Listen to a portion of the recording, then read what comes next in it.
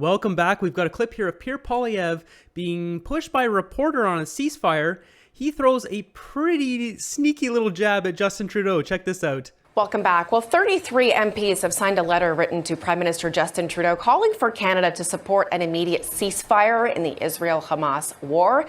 Here's a copy of this letter signed by Liberal, Green and NDP MPs, and it condemns the Hamas attacks in Israel before also demanding that Canada join calls for a ceasefire to prevent more civilian lives from being lost in respect of international law. The letter was shared on social media by Scarborough Centre MP Salma Zahid, and it also goes on to say that, quote, Canada must recognize that for generations the Palestinian people have suffered under occupation. Canada must reaffirm its commitment to a free Palestinian state living peacefully alongside a free Israeli state and do all it can to bring the parties to the negotiating table. Joining us for more on this and many more topics, I've got Conservative leader Pierre Poilievre joining us live here in studio. Thanks for being here. Great to be with you. 33 MPs send a letter to the Prime Minister, 23 Liberals, some New Democrats, 2 Greens, no Conservatives. Why? Because the Canadian government cannot force Hamas to carry out a ceasefire.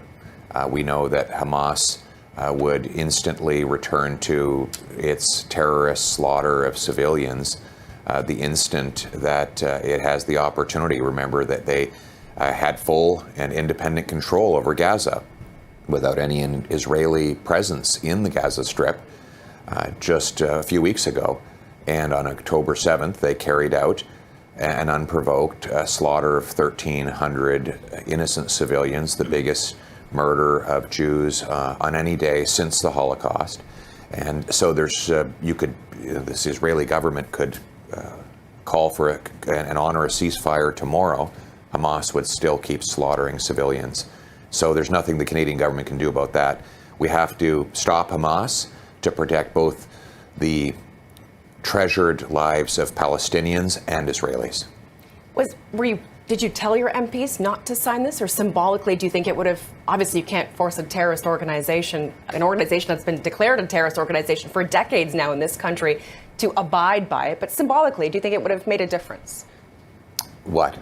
To sign this letter, at least to say, the Americans have encouraged and they've had discussions with Netanyahu to undertake the most peaceful approach possible in this situation, while also saying Israel has the right to defend itself, which the Prime Minister here has said on several occasions since this all unfolded, this horrific event 2 weeks ago. So what is your question? Symbolically, would it have, maybe been a gesture to have Conservative MPs join Liberals and New Democrats and Greens in saying, let's call for a ceasefire? It would have been a gesture to Hamas.